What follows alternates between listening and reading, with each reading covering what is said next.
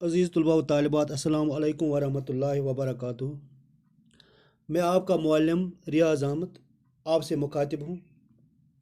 آج جو ہم سبق پڑھنے جا رہے ہیں اس کا عنوان ہے افسانہ، یعنی آج ہم افسانہ کے بارے میں پڑھیں گے کہ افسانہ کسے کہتے ہیں، افسانے کی ایجاد کا باعث کیا بنا، یعنی یہ کیسے وجود میں آ گئی، افسانے اور ناول میں کیا فرق ہے، افسانے کی کیا تعریف ہے، اور ہم آج اس کے ارتقاء کے بارے میں پڑھیں گے، اس کے ارتقاء کے بارے میں پڑھیں گے۔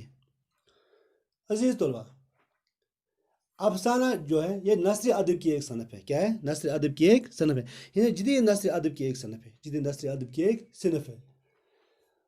داستان اور ناول کے برعکس افسانہ جو ہے یہ جدید صنعتی اور مشین دور کی پیداوار ہے۔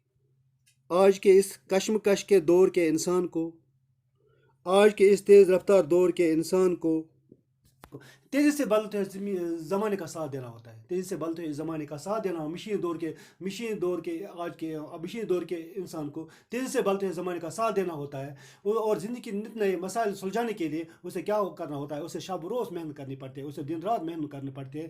اس مشینی دور کے تھکا دینے والی تیز اور مصروف زندگی میں اس کے پاس اتنا وقت ہی نہیں کہ وہ فراغت سے بیٹھے، کہ وہ آرام سے بیٹھے، یعنی اس کے پاس اتنا وقت ہی نہیں ہے کہ وہ آرام سے بیٹھے، کہ وہ آرام اور ان باری برکم داستانوں اور کا مطالعہ کرے، کہ وہ باری برکم داستانوں سے لطف اندوز ہو سکے، باری برکم داستان اور کہانیوں سے لطف اندوز ہو سکے۔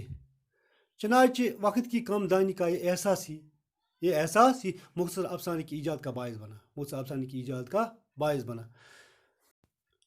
اردو کا موجودہ افسانہ جو ہے یہ دراصل داستان و ناول کی ترقی یافتہ شکل ہے۔ اردو کا جو موجودہ افسانہ ہے یہ دراصل کیا ہے؟ داستان اور ناول کی ترقی یافتہ شکل ہے، جس کے لیے انگریزی میں شارٹ سٹوری کا لفظ استعمال کیا جاتا ہے۔ اس کے لیے افسانے کے لیے کیا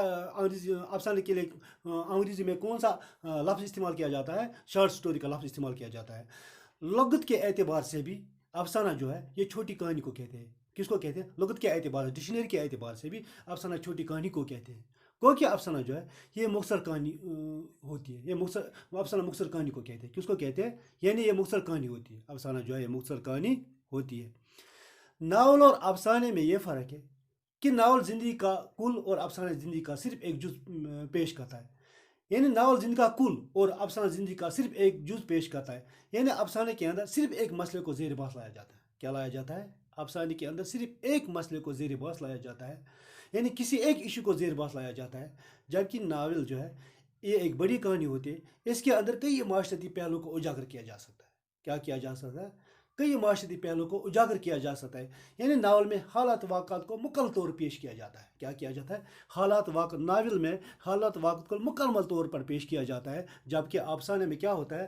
جبکہ افسانے میں صرف ایک ایشو کو زیر بحث لایا جاتا ہے، صرف ایک ایشو کو زیر بحث لایا جاتا ہے۔ افسانہ جو ہے یہ چونکہ چھوٹی کہانی ہوتی ہے، افسانہ جو ہے چونکہ چھوٹی کہانی ہوتی ہے، اس لیے اس کو صرف ایک ہی نشست میں پڑھا جاتا ہے، جبکہ ناول جو ہے وہ بڑی کہانی ہوتی ہے، اس لیے اس کو کئی نشست میں پڑھا جاتا ہے۔ بڑی کہانی ہونے کی وجہ سے اس کو کئی نشست میں پڑھا جاتا ہے۔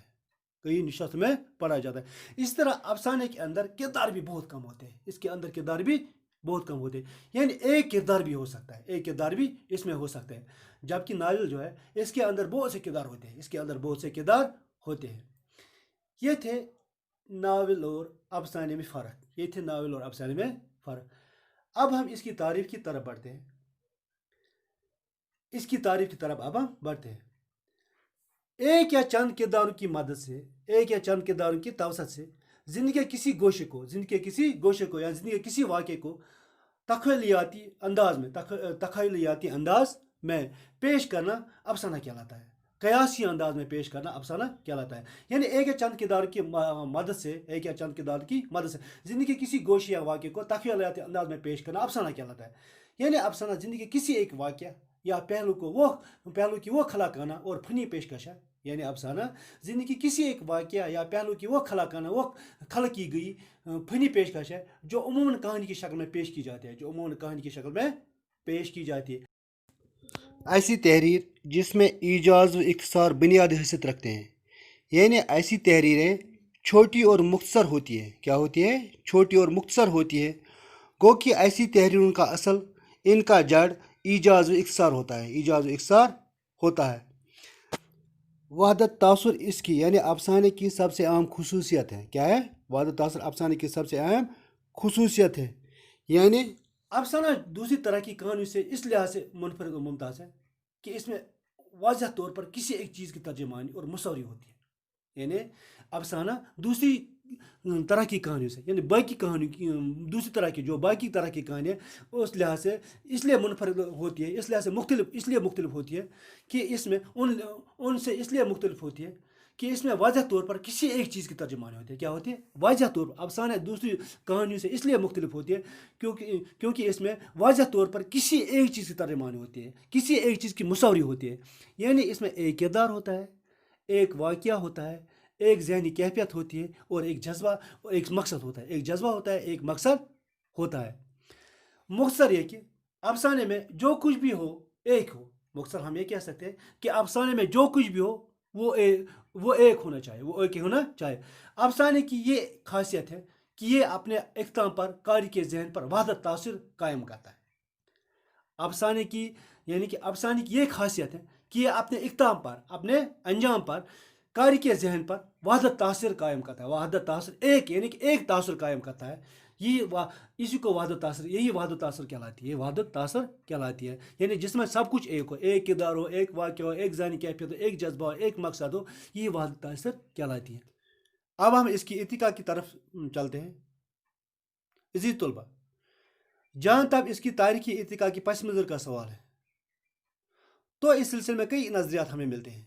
इसकी इतिका के बारे में हमें कई नज़रियात मिलते हैं, हमें बहुत से नज़रियात मिलते हैं। कुछ नुकात ये समझते हैं, कुछ लोगों का ख्याल है कि मुंशी प्रेमचंद उर्दू अदब के पहले अफसाना निगार। कुछ नुकातों का ख्याल है कि मुंशी प्रेमचंद उर्दू अदब के पहला अफसाना निगार है। यानी कुछ लोग ये कहते हैं कि मुंशी प्रेमचंद उर्दू अदब के पहला अफसाना निगार है और इनके अफसाना दुनिया का अनमोल रतन, और इनके अफसाना दुनिया का अनमोल रतन, दुनिया के अनमोल रतन को उर्दू के पहला अफसाना के तौर पर दिखाते हैं, यानी कि उसको पेश करते हैं। वो कहते हैं मुंशी प्रेमचंद का जो पहला अफसाना है, उर्दू का जो पहला अफसाना है, उर्दू अदब का जो पहला अफसाना है वो है मुंशी प्रेमचंद का अफसाना, उसका नाम है दुनिया का अनमोल रतन। इसी को वो पहला अफसाना तस्वर करते हैं। जबकि डॉक्टर फरहान फतेहपुरी सजाद यल्दरम को पहला अफसाना निगार मानते हैं। जबकि डॉक्टर फरमान फतेहपुरी सजाद यल्दरम को पहला अफसाना निगार मानते हैं और उनके अफसाने नशे की पहले तरंग को उर्दू अदब के पहले अफसाना के तौर पर पेश करते हैं। वो किसको पहले अफसाने के तौर पर पेश करते हैं? यानी सजाद यल्दरम के सजाद यल्दरम के अफसाने नशे की पहली तरंग को उर्दू के पहले अफसाने के तौर पर पेश करते हैं। लेकिन जदीद तहकीक इन दोनों नज़रियात को गलत साबित करते हैं। लेकिन जदीद तहकीक जो है ये इन दोनों नज़रियात को गलत साबित करते हैं। जदीद नाक़दीन राशिदुल अल खैरी को पहला अफसाना निगार तस्लीम करते हैं। यानी जदीद नुकात जो है वो राशिदुल खैरी को पहला अफसाना निगार तस्लीम करते हैं। वो राशिदुल खैरी को पहला अफसाना निगार तस्लीम करते हैं और इनके अफसाना नसीर और खदीजा को उर्दू का पहला अफसाना मानते हैं। किसको? नसीर और खदीजा जो इनका अफसाना है इसको उर्दू का पहला अफसाना मानते हैं, उर्दू का पहला अफसाना मानते हैं। ये था आज का हमारा मौजू। इंशाअल्लाह